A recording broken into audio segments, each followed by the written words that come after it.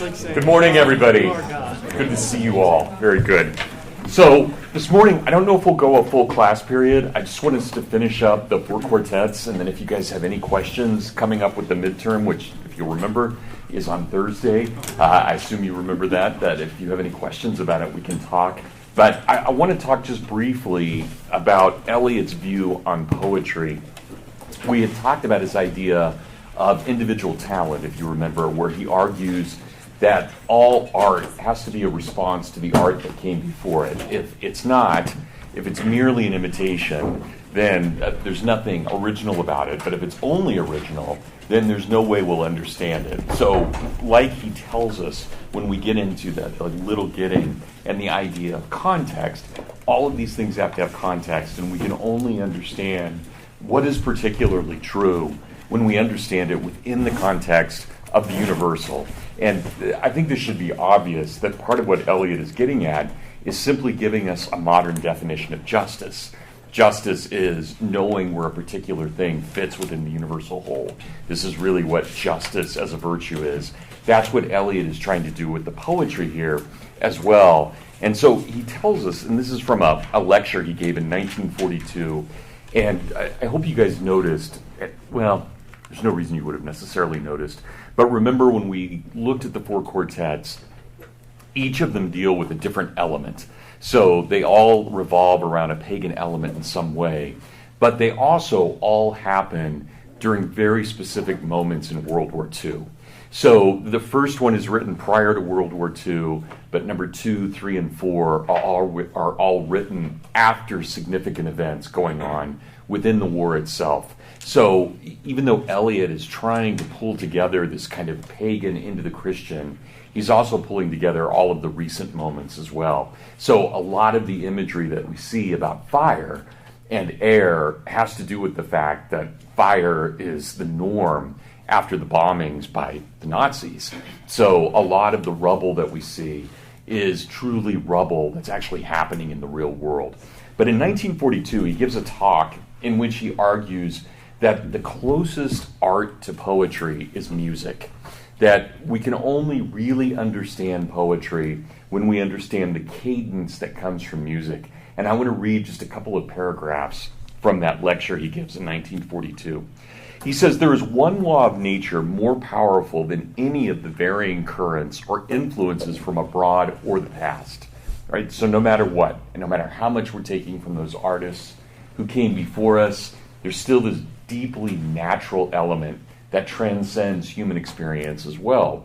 And that is, the law of poetry must not stray too far from the ordinary everyday language from which we use and hear. Whether poetry is accentual or syllabic, rhymed or rhymeless, formal or free, it cannot afford to lose its contact with the changing language of common intercourse. So no matter what, this becomes a natural law for Eliot. And it means that when you write poetry, your attempt to write poetry is not merely to transcend everything that is said at the moment and to have a vocabulary that basically is going to give you a perfect score on your SAT. That's all fine. But what you're really trying to do is find not just the best word, but the right word.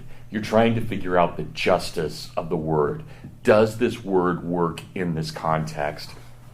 And so there's no real advantage in preferring what the thesaurus gives us versus what we know, if what we know prior to looking at the thesaurus is the right word. If so, that's what we have to focus on. So he brings this into the context of music here, but for those of you who studied law or economics, Eliot is clearly giving us a view that's commensurate with the common law. His understanding of poetry and the way that the word arises in poetry is very similar to the way we think of precedent in common law as well. These are slow, incremental things. But again, from this lecture in 1942, of course, we do not want the poet merely to reproduce exactly the conversational idiom of himself or his family or his friends or of his particular district. But what he finds there is the material out of which he must make his poetry. He must, like the sculptor, be faithful to the material in which he works, for it is out of sounds that he has heard that he must make his melody and his harmony. So again, this comparison here, how do we understand this? The very language that we speak to one another becomes the material out of which we create our poetry, in the same way that we have our law coming out of our legal situation, or whatever it is we have around us. We use that as essentially the soil as plastic. It's a means to an end, and that end becomes important, but the means is critically important. And this, for those of you who had a chance to read Little Gidding, this will make a lot of sense, but it'll make more sense when we listen to Little Gidding in just a moment. I do not believe that any word well established in any language is either beautiful or ugly. The music of a word is, so to speak, always at its point of intersection. So it's the context. It's what the word means. Now, we also have to put him in his time. And this is 1942, and the language has not gotten as casual as it has now, right? You can't go into Walmart without hearing some lady scream at her kid with a 4-letter word. Eliot's not saying that word's equal to every other word, because that's not a part of his time. That's not what he means here. But he is saying in normal, everyday conversation before our language started crumbling, that these words have meanings only within themselves. So it's how they intersect that we figure out what it is. So the music of a word, so to speak, is at the point of intersection. It arises from its relation first to the words immediately preceding and following it, and indefinitely to the rest of its context. And from another relation, that of the immediate meaning in that context to all the other meanings which it has had in other context to its greater or less wealth of association. Now, I don't want that to overwhelm you. Eliot's using pretty fine language here to explain something, but he's basically saying, when you study his poetry, think about the way he strings words together. That's what he's getting at. Why is he giving you this image after this image? And the language of poetry for Eliot is not merely knowing the word. That, of course, is the universal, knowing the capital W word, Christ. That's important. But it's also equally important to know the little words. So I, by getting to know Paul, actually know him as a particular word, but I also get to know him as a reflection of the word. But I also know him in context with Andrew, because they sit by each other. And in my mind, I automatically make those associations. Eliot is saying the exact same thing with words. So obviously these words have no free will, but the poet does. So the poet, in choosing one word after another, is not merely trying to make a theological statement or philosophical statement, but is trying to connect the image one to another, not only what one thing is equal next to it, but what its relationship to the universal is as well. And that's this section, if you guys are curious at all, and I assume you are, this is where I got all 4 of my questions I'm asking you for the final, or the midterm. I'm trying to get you to think, and myself as well. Believe me, when I say get you to think, that's just me at 52 saying that. But I have to think about this as well. I want all of us to try and think about, why have we done what we've done so far in the semester? Why did we focus on these figures? Why Babbitt and Moore? Why did we look at Elliot in the way that we did? What's the context of all of this? What's the import of Little Gidding, especially compared to everything else we've talked about? And I think if you approach the midterm that way, trying to figure out what is it that we're trying to say about Christian humanism, about the meaning of the incarnation, these various authors, I think it'll fall together, or at least it's supposed to kind of fall together relatively well to understand what that context is. So I'm going to read this one more time, and then Peter, I'll get you. So, I do not believe that any word well established in its own language is either beautiful or ugly. Again, I think there are exceptions. Foul language by intent, and I don't mean to harp on this, but foul language by intent is meant to be violent, right? And you can think about the worst word. Don't think about it too much, but it is clearly an act of rape when you think about what it says. And it's what drives me crazy about the word. I know we use it, not we, you, people use it so casually, but it is an incredibly violent word. And that's when we look at foul language, it all is. Even something relatively benign like damn is still a language about eternity. It's a language about how we focus. And it says something about who we are when we say those things. And then if you take the Lord's name before that, you really, when you realize the power of what language is, again, I don't mean to sound too prissy about this, but when you start thinking about what that means, those are very serious things.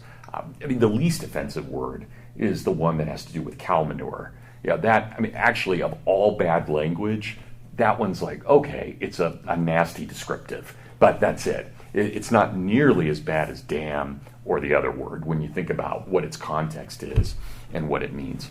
So, Brad's editorializing over. All right.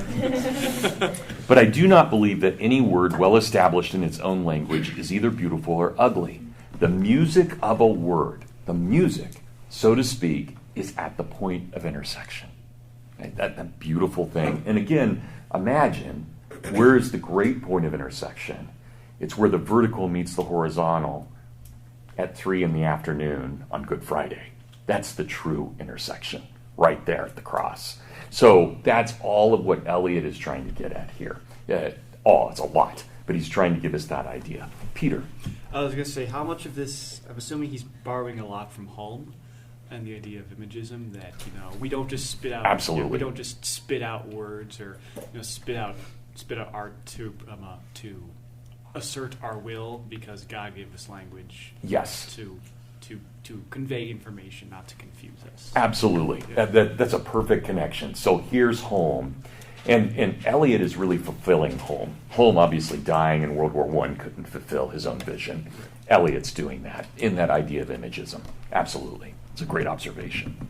Okay, so just to continue here from Elliot, and then we'll get into the Four Quartets again. So it arises from its relation first to words immediately preceding and immediately following it, and indefinitely to the rest of its context, and from another relation, that of its immediate meaning in that context, to all other meanings which it has had in other contexts, to its greater or lesser wealth of associations. Not all words, obviously, are equally rich and well connected. It is part of the business of the poet to dispose the richer among the poorer at the right points, and we cannot afford to load a poem too heavily with the former, for it is only at certain moments that a word can be made to insinuate the whole history of a language and a civilization.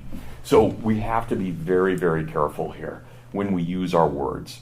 The words have deeper meaning than what we understand, but often that deeper meaning is something we are not conscious of. It's something that our brain recognizes, and we put it into context, but we move on. We're used to communicating in this fashion. And if I took, every time he says word here, if I took that and replaced it with the name of one of you in the room, the context still fits. He's talking about the human person, but the way we understand ourselves is the way we understand our language, and vice versa. So there's always a connection here. This is an elusiveness which is not the fashion or eccentricity of a peculiar type of poetry, but an elusiveness which, in its nature of words, is equally the concern of every poet. So the true poet is trying to figure out, how do we bring these words together? Again, not to make a sermon, because the words themselves should already carry with them significant weight, but to understand, why do we put this image next to this image so that we can create an overall image that reflects something true. So it's not in your face. It's not this is the Bible, this is in your face, this is what we say, you must be saved in this way. That's not what Eliot's saying. He's arguing that there's a deeper understanding of language and of culture that we somewhat recognize and somewhat don't recognize because we're a part of it.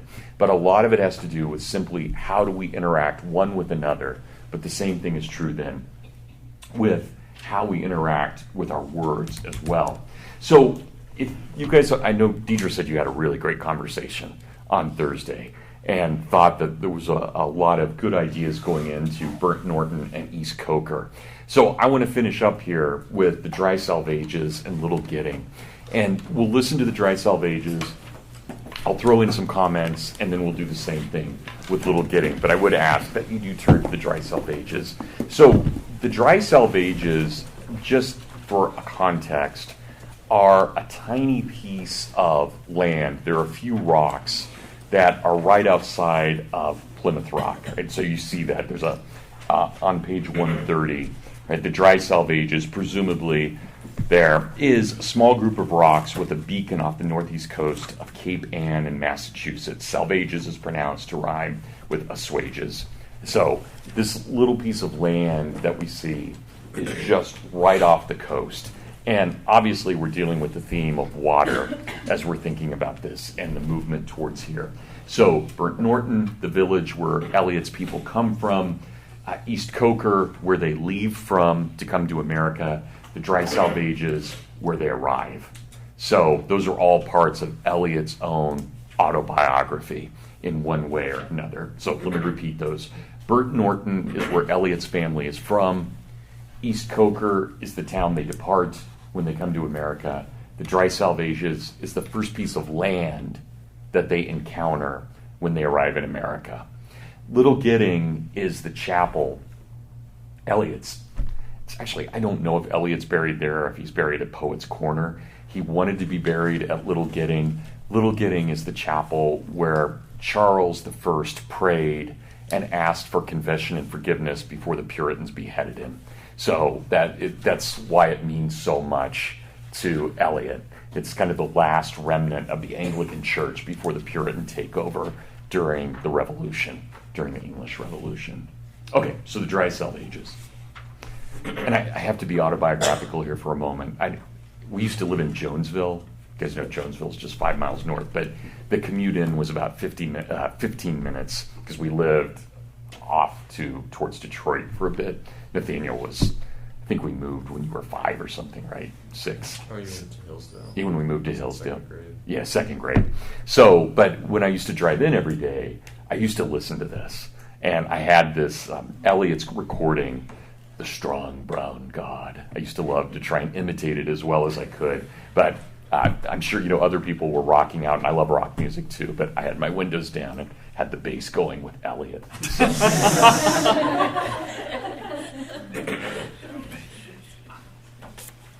I do not know much about gods, but I think that the river is a strong brown god, sullen, untamed, and intractable, patient to some degree, at first recognized as a frontier, useful, untrustworthy as a conveyor of commerce, then only a problem confronting the builder of bridges. The problem once solved, the brown god is almost forgotten by the dwellers in cities, ever, however, implacable, keeping his seasons and rages, destroyer, reminder of what men choose to forget. Unhonored, unpropitiated by worshippers of the machine, but waiting, watching and waiting. His rhythm was present in the nursery bedroom, in the rank ailanthus of the April dooryard, in the smell of grapes on the autumn table, and the evening circle in the winter gaslight. So the brown god is the Mississippi River. And Elliot grew up on the Mississippi and was fascinated. Anyone who's grown up near the Mississippi, it's an amazing thing. And of course, it has its own rhythm to it. So he's juxtaposing the idea of industrial society where we think we can make our own rhythms. We tell our own time, we make our own rhythms. We forget about the brown god. It no longer holds our attention. But what happens? Every 50 years it floods. It has its own seasons. And no matter how much we try and dredge it and contain it and channel it, we fail every time. When the brown god decides it's time, it's time. And we're in one of those seasons right now where just driving across the Mississippi, it's about twice as wide right now as it normally is because of how much flooding there's been over the last couple of years. So we can't stop it. And that's a reminder on Eliot's part that no matter how much we try to make our own rhythms, there's still a natural rhythm that will overcome us. The river is within us. The sea is all about us. The sea is the land's edge also, the granite into which it reaches, the beaches where it tosses its hints of earlier and other creation. The starfish, the horseshoe crab, the whale's backbone, the pools where it offers to our curiosity the more delicate algae and the sea anemone. It tosses up our losses, the torn seine, the shattered lobster pot, the broken oar, and the gear of foreign dead men. The sea has many voices, many gods and many voices. The salt is on the briar rose, the fog is in the fir trees. The sea howl and the sea yelp are different voices, often together heard. The whine in the rigging, the menace and caress of wave that breaks on water, the distant rote in the granite teeth, and the wailing warning from the approaching headland, are all sea voices, and the heaving groaner rounded homewards, and the seagull. And under the oppression of the silent fog, the tolling bell measures time, not our time, rung by the unhurried ground swell, a time older than the time of chronometers, older than time counted by anxious, worried women, lying awake, calculating the future, trying to unweave, unwind, unravel, and piece together the past and the future, between midnight and dawn, when the past is all deception, the future futureless, before the morning watch, when time stops and time is never ending, and the groundswell that is and was from the beginning clangs the bell. Okay, once again, just to interrupt here. Elliot can be very playful, and no matter how high this may sound, I don't know if you caught or if Deidre told you, but in the last one that you guys heard, there were references to Sherlock Holmes and the Hound of the Baskervilles. In this one, we've just had references to Sleeping Beauty and to the Little Mermaid. This is where Elliot's having fun. He's trying to get our fairy tales, and he's trying to awaken a sense of beauty in us. So, the salt on the briar rose, this is Sleeping Beauty.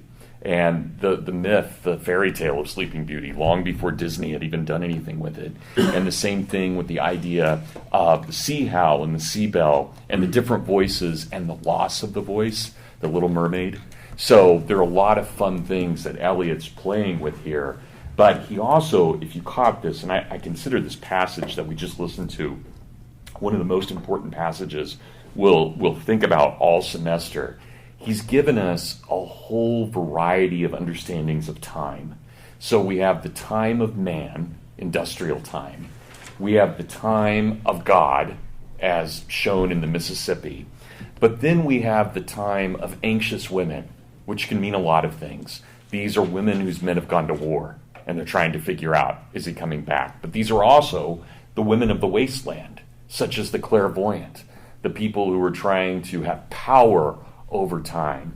And Eliot says that one of the things that we miss in all of this is that when we focus so much on the movement of time, we forget the eternal, which is always present.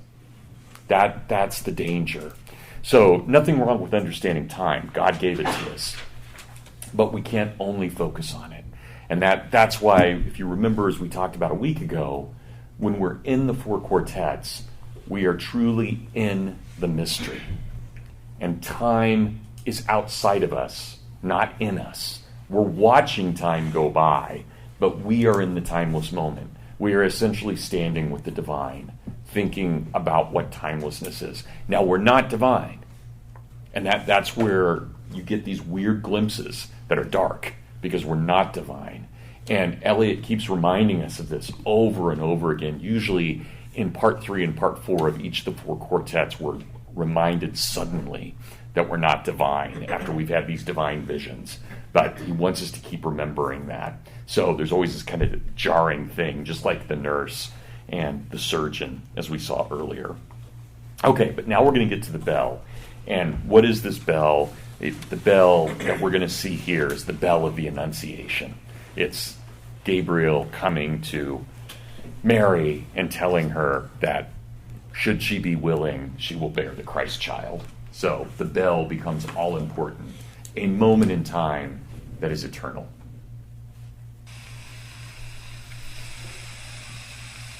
Where is there an end of it? The soundless wailing, the silent withering of autumn flowers, dropping their petals and remaining motionless. Where is there an end to the drifting wreckage? The prayer of the bone on the beach, the unprayable prayer at the calamitous Annunciation. There is no end, but addition, the trailing consequence of further days and hours, while emotion takes to itself the emotionless, years of living among the breakage of what was believed in as the most reliable, and therefore the fittest for renunciation.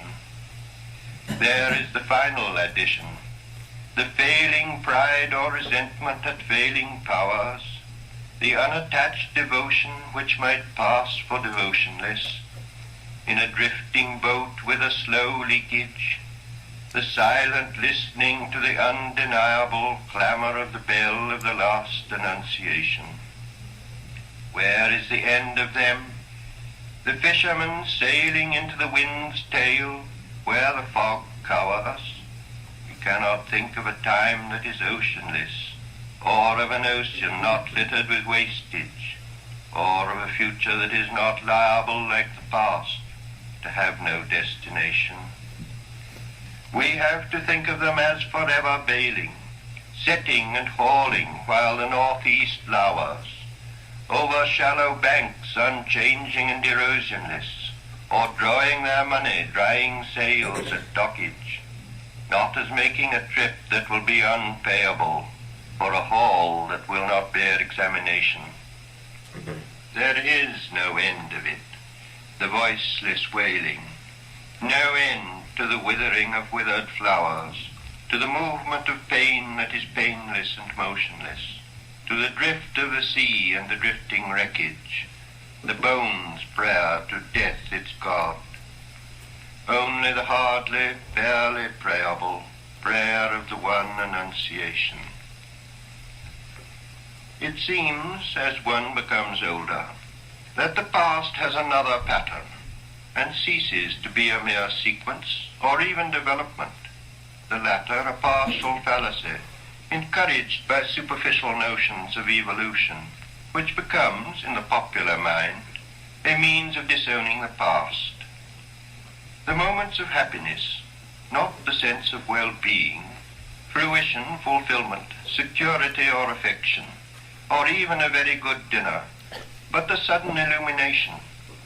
We had the experience but missed the meaning, and approach to the meaning restores the experience in a different form, beyond any meaning we can assign to happiness. I have said before that the past experience revived in the meaning is not the experience of one life only, but of many generations. Not forgetting something that is probably quite ineffable, the backward look behind the assurance of recorded history, the backward half look over the shoulder toward the primitive terror. Now, we come to discover that the moments of agony, whether or not due to misunderstanding, having hoped for the wrong things or dreaded the wrong things, is not in question, are likewise permanent, with such permanence as time has. We appreciate this better in the agony of others nearly experienced, involving ourselves, than in our own. For our own past is covered by the currents of action, but the torment of others remains an experience unqualified, unworn by subsequent attrition. People change and smile, but the agony abides. Time the destroyer is time the preserver, like the river with its cargo of dead Negroes, cows, and chicken coops, the bitter apple and the bite in the apple, and the ragged rock in the restless waters. Waves wash over it, bogs conceal it. On a halcyon day it is merely a monument. In navigable weather it is always a sea mark to lay a course by. But in the somber season or the sudden fury, is what it always was. All right, a lot of things going on in here. I hope you guys caught. So the one true thing that we know is the Annunciation. And once we understand that, in some way the flesh and the spirit become one, not half and half, but fully one thing, at that moment, all other things change. All other time has no meaning except as it reflects that. That Annunciation is everything for us. And what does it create? And I hope you caught this right at the end. Elliot's not that subtle at the end of this. But what does it create? Well, we know in time we have the bitter apple and the bite of the apple. We sin. Right? That's undeniable. It's one of the most important aspects of our past that has shaped everything else. But despite that, despite the bitter apple and the bite in the apple, we still have this rock. And remember, the dry Salvages are these little rocks off of the coast of New England. And what is this rock? Well, waves can wash over it. Fogs can conceal it.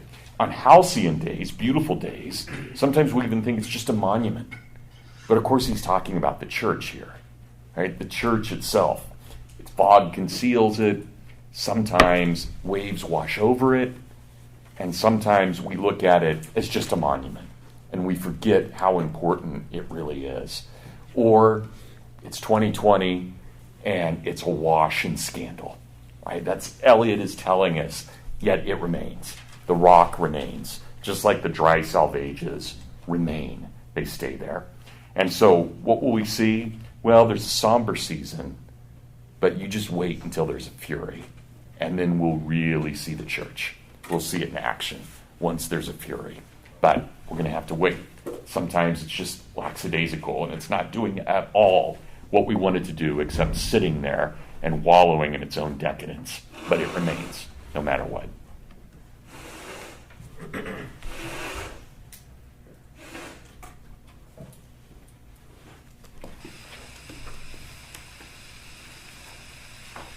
I sometimes wonder if that is what Krishna meant, among other things, or one way of putting the same thing, that the future is a faded song, a royal rose or a lavender spray of wistful regret for those who are not yet here to regret, pressed between yellow leaves of a book that has never been opened.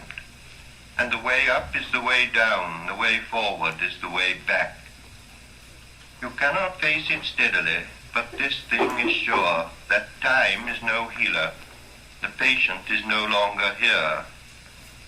When the train starts, and the passengers are settled to fruit periodicals and business letters, and those who saw them off have left the platform, their faces relaxed from grief into relief, to the sleepy rhythm of 100 hours. Fare forward, travellers, not escaping from the past into different lives or into any future. You are not the same people who left that station or who will arrive at any terminus, while the narrowing rails slide together behind you. And on the deck of the drumming liner, watching the furrow that widens behind you, you shall not think the past is finished, or the future is before us. At nightfall, in the rigging and the aerial, is a voice descanting, though not to the ear the murmuring shell of time, and not in any language. Fare forward, you who think that you are voyaging. You are not those who saw the harbour receding, or those who will disembark. Here between the hither and the farther shore, while time is withdrawn, consider the future and the past with an equal mind. At the moment which is not of action or inaction, you can receive this. On whatever sphere of being the mind of a man may be intent at the time of death, that is the one action, and the time of death is every moment, which shall fructify in the lives of others, and do not think of the fruit of action. Fare forward. O voyagers, O seamen, you who come to port and you whose bodies will suffer the trial and judgment of the sea, or whatever event, this is your real destination. so Krishna, as when he admonished Arjuna on the field of battle. Not farewell, but fare forward, voyagers. I just want to point out for this, I know we're competing with some jazz big band up there, but I want to point out in this last part, Elliot does something different from what he's done in the other four quartets. So it's normally in parts 3 and 4 that he gives us a kind of dark vision, but in 3 here he's given us a non-Christian vision, but a good one, of a great Hindu warrior, Krishna, and what happens there on the battlefield. But we also, I hope you caught, there was a lot of Heraclitus in there, especially with the way up is the way down. And when you leave the train terminus, the terminal, when you leave the station and you arrive at a new station, you will not be the same person you were who left because you've interacted with other people on the train. And this is all a modernized version of Heraclitus. But now we get something a little odd for the four quartets. Part 4 becomes a beacon of hope, and part 5 becomes a sermon of warning. So part 5 we're going to see, well, what is this Annunciation about? Well, it's going to at least present to us Mary as the mother of God, as the mother of Jesus. And not only are we going to see Mary, but then we get to the third part, and we automatically devolve into bad paganism. So in part 3, we have kind of a good non-Christianity, but in part 5, we get these warnings. Don't mess with pentagrams or horoscopes or with tea leaves. We're undoing the wasteland at this point, but there's still this very strong warning. Lady, whose shrine stands on the promontory, pray for all those who are in ships, those whose business has to do with fish, and those concerned with every lawful traffic, and those who conduct them. Repeat a prayer also on behalf of women who have seen their sons or husbands setting forth and not returning. Figlia del tuo figlio, Queen of Heaven. Also pray for those who were in ships and ended their voyage on the sand, in the sea's lips, or in the dark throat which will not reject them, or wherever cannot reach them the sound of the sea bells, perpetual Angelus. To communicate with Mars, converse with spirits, to report the behavior of the sea monster, describe the horoscope, haruspicate or scry, observe disease in signatures, evoke biography from the wrinkles of the palm and tragedy from fingers, release omens by sortilege or tea leaves, riddle the inevitable with playing cards, fiddle with pentagrams or barbituric acids, or dissect the recurrent image into preconscious terrors, to explore the womb or tomb or dreams. All these are usual pastimes and drugs and features of the press, and always will be, some of them especially, when there is distress of nations and perplexity, whether on the shores of Asia or in the Edgware Road. Men's curiosity searches past and future and clings to that dimension. But to apprehend the point of intersection of the timeless with time is an occupation for the saint. No occupation either, but something given and taken in a lifetime's death in love, ardor and selflessness and self-surrender. For most of us, there is only the unattended moment, the moment in and out of time, the distraction fit, lost in a shaft of sunlight, the wild time unseen, or the winter lightning, or the waterfall, or music heard so deeply that it is not heard at all, but you are the music while the music lasts. These are only hints and guesses, hints followed by guesses, and the rest is prayer, observance, discipline, thought, and action. The hint half guessed, the gift half understood, is incarnation. Here the impossible union of spheres of existence is actual. Here the past and future are conquered and reconciled.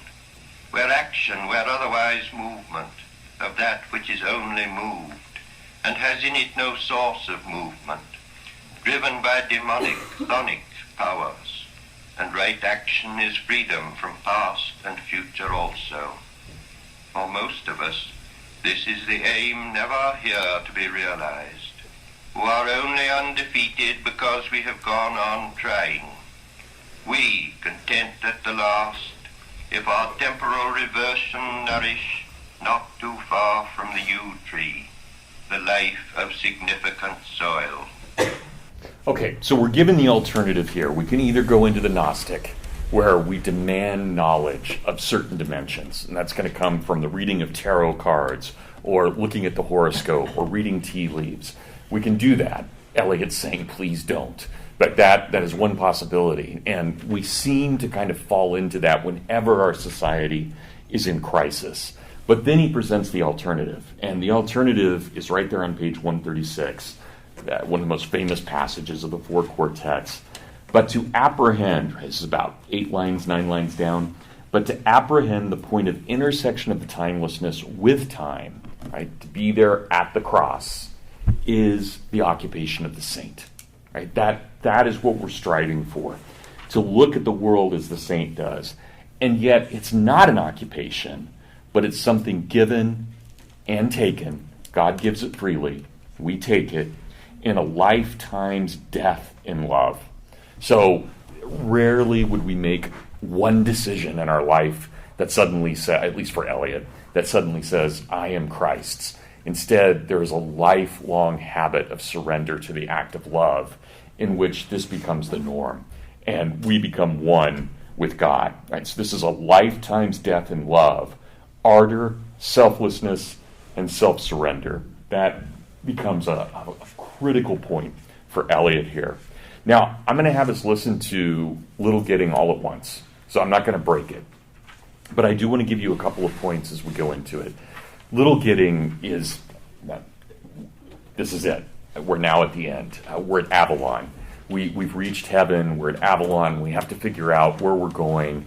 The Fisher King has found the Grail. We're going to have Pentecostal fires and short days in this. We're going to find that England is the still point of all things, and that's because of the Arthurian myth. But we're also going to see a lot of Dante in here.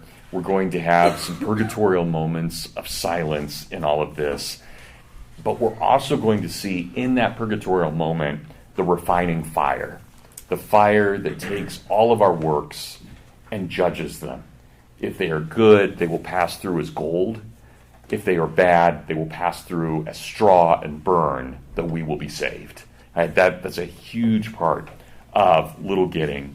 And if you look at the page of top of page 143, Eliot tells us, no matter what, because God is in charge, all will be well. No matter what worries you have about coronavirus or this new asteroid that's supposed to hit us on April 28th or whatever it is we're worried about, right? We have instead, Eliot tells us, right, all manner of things shall be well. Because what we're really striving for is eternity. That's what we're striving for. And in that, all will be well, because God will take whatever evil and make it good. Okay, so, Little Gidding, the end. Little Gidding. Midwinter spring is its own season, sempiternal though sodden toward sundown, suspended in time between pole and tropic. When the short day is brightest with frost and fire, the brief sun flames the ice on pond and ditches in windless cold that is the heart's heat, reflecting in a watery mirror a glare that is blindness in the early afternoon, and glow more intense than blaze of branch or brazier stirs the dumb spirit. No wind, but Pentecostal fire in the dark time of the year. Between melting and freezing the soul's sap quivers. There is no earth smell or smell of living thing. This is the springtime, but not in time's covenant. Now the hedgerow is blanched for an hour with transitory blossom of snow, a bloom more sudden than that of summer, neither budding nor fading. not in the scheme of generation. Where is the summer, the unimaginable zero summer? If you came this way, taking the route you would be likely to take, from the place you would be likely to come from, if you came this way in Maytime, you would find the hedges white again in May with voluptuary sweetness. It would be the same at the end of the journey if you came at night like a broken king, if you came by day not knowing what you came for. It would be the same when you leave the rough road and turn behind the pigsty to the dull facade and the tombstone. And what you thought you came for is only a shell, a husk of meaning, from which the purpose breaks only when it is fulfilled, if at all. Either you had no purpose, or the purpose is beyond the end you figured and is altered in fulfillment. There are other places which also are the world's end, some at the sea jaws, or over a dark lake, in a desert or a city. But this is the nearest in place and time, now and in England. If you came this way, taking any route, starting from anywhere, at any time or at any season, it would always be the same. You would have to put off sense and notion. You are not here to verify, instruct yourself, or inform curiosity or carry report. You are here to kneel where prayer has been valid. And prayer is more than an order of words, the conscious occupation of the praying mind, or the sound of the voice praying. And what the dead had no speech for when living, they can tell you being dead. The communication of the dead is tongued with fire beyond the language of the living. Here, the intersection of the timeless moment is England and nowhere, never and always. Ash on an old man's sleeve is all the ash the burnt roses leave. Dust in the air suspended marks the place where a story ended. Dust in-breathed was a house, the wall, the wainscot, and the mouse. The death of hope and despair, this is the death of air. There are flood and drouth over the eyes and in the mouth, dead water and dead sand contending for the upper hand. The parched eviscerate soil gapes at the vanity of toil, laughs without mirth. This is the death of earth. Water and fire succeed the town, the pasture, and the weed. Water and fire deride the sacrifice that we denied. Water and fire shall rot the marred foundations we forgot of sanctuary and choir. This is the death of water and fire. In the uncertain hour before the morning, near the ending of interminable night, at the recurrent end of the unending, after the dark dove with the flickering tongue had passed below the horizon of his homing, while the dead leaves still rattled on like tin over the asphalt where no other sound was, between three districts whence the smoke arose, I met one walking, loitering and hurried, as if blown toward me like the metal leaves, before the urban dawn wind, unresisting. And as I fixed upon the downturned This is Elliot meeting Babbitt in the afterlife. With which we challenged the first met stranger in the waning dusk, I caught the sudden look of some dead master, whom I had known, forgotten, half recalled, both one and many. In the brown-baked features, the eyes of a familiar compound ghost, both intimate and unidentifiable. So I assumed a double part, and cried and heard another's voice cry, "What? Are you here?"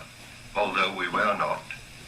I was still the same, knowing myself yet being someone other, and he a face still forming.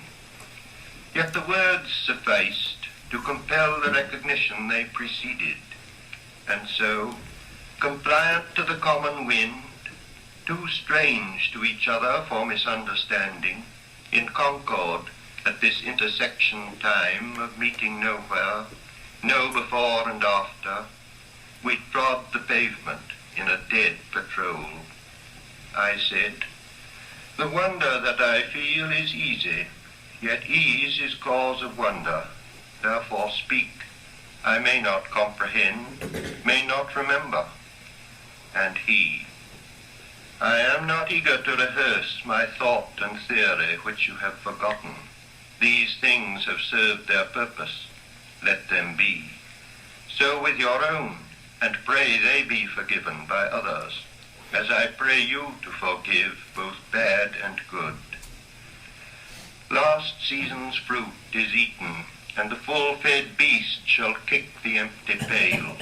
For last year's words belong to last year's language, and next year's words await another voice.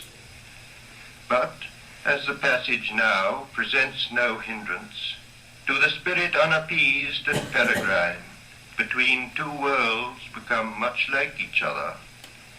So I find words I never thought to speak, in streets I never thought I should revisit, when I left my body on a distant shore.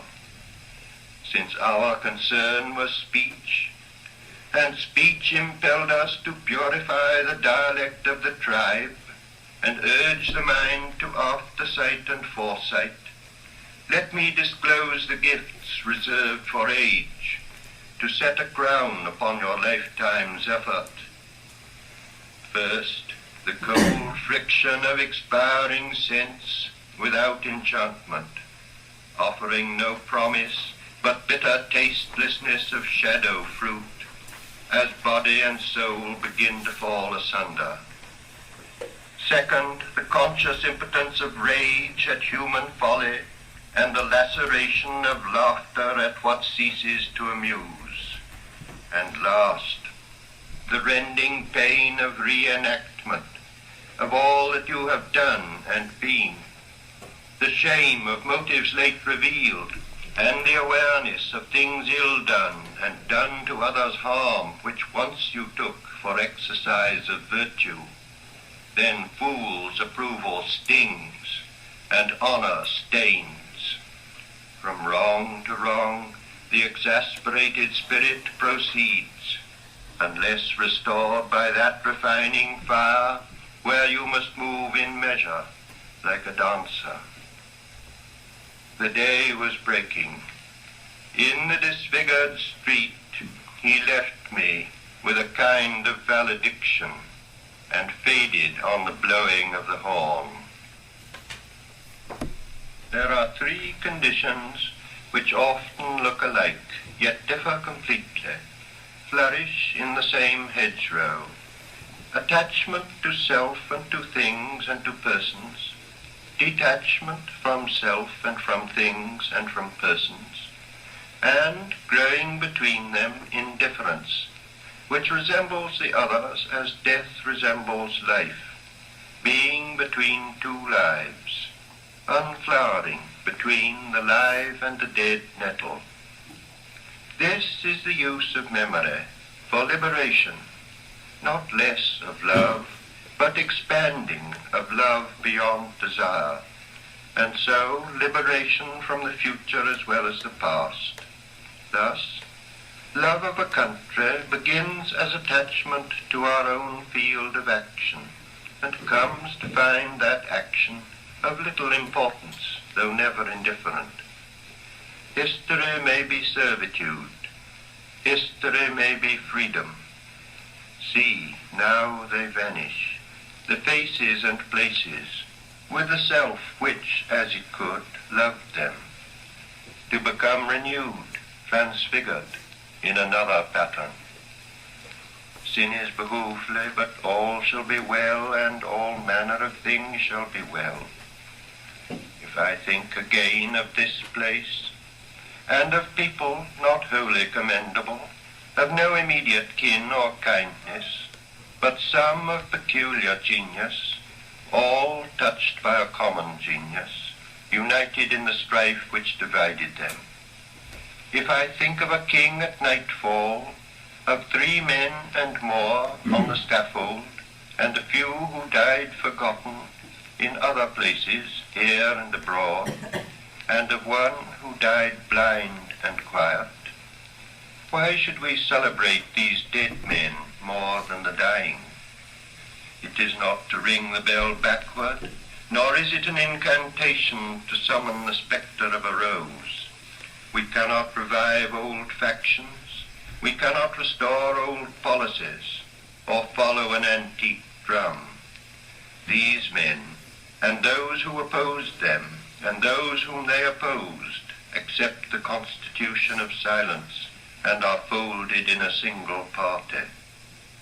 Whatever we inherit from the fortunate, we have taken from the defeated what they had to leave us, a symbol perfected in death. And all shall be well, and all manner of things shall be well, by the purification of the motive in the ground of our beseeching. The dove descending breaks the air with flame of incandescent terror, of which the tongues declare the one discharge from sin and error. The only hope or else despair lies in the choice of fire or power, to be redeemed from fire by fire. Who then devised the torment? Love. Love is the unfamiliar name behind the hands that wove the intolerable shirt of flame which human power cannot remove. We only live, only suspire, consumed by either fire or fire. What we call the beginning is often the end, and to make an end is to make a beginning. The end is where we start from, and every phrase and sentence that is right, where every word is at home, taking its place to support the others, the word neither diffident nor ostentatious, an easy commerce of the old and the new, the common word exact without vulgarity, the formal word precise but not pedantic, the complete consort dancing together. Every phrase and every sentence is an end and a beginning, every poem an epitaph. And any action is a step to the block, to the fire, down the sea's throat, or to an illegible stone, and that is where we start. We die with the dying. See, they depart, and we go with them. We are born with the dead. See, they return, and bring us with them. The moment of the rose and the moment of the yew tree are of equal duration. A people without history is not redeemed from time, for history is a pattern of timeless moments. So, while the light fails on a winter's afternoon in a secluded chapel, history is now and England. With the drawing of this love and the voice of this calling, we shall not cease from exploration, and the end of all our exploring will be to arrive where we started and know the place for the first time. Through the unknown remembered gate, when the last of earth left to discover is that which was the beginning, at the source of the longest river, the voice of the hidden waterfall, and the children in the apple tree, not known because not looked for, but heard, half heard, in the stillness between two waves of the sea. Quick now, here now, always. A condition of complete simplicity, costing not less than everything. And all shall be well, and all manner of things shall be well, when the tongue wings of flame are enfolded into the ground knot of fire, and the fire and the rose are one. So Eliot lived another 23 years, but he refused to write any more poetry after this. This was it. So he never wrote another line again. And he believed that he had said everything that he needed to say. And of course, he's going to win the Nobel Prize in Literature for this as well. So pretty amazing achievement. And I hope you saw, especially in that last part, not only do we once again are we reminded that all will be well, but we're reminded why all will be well.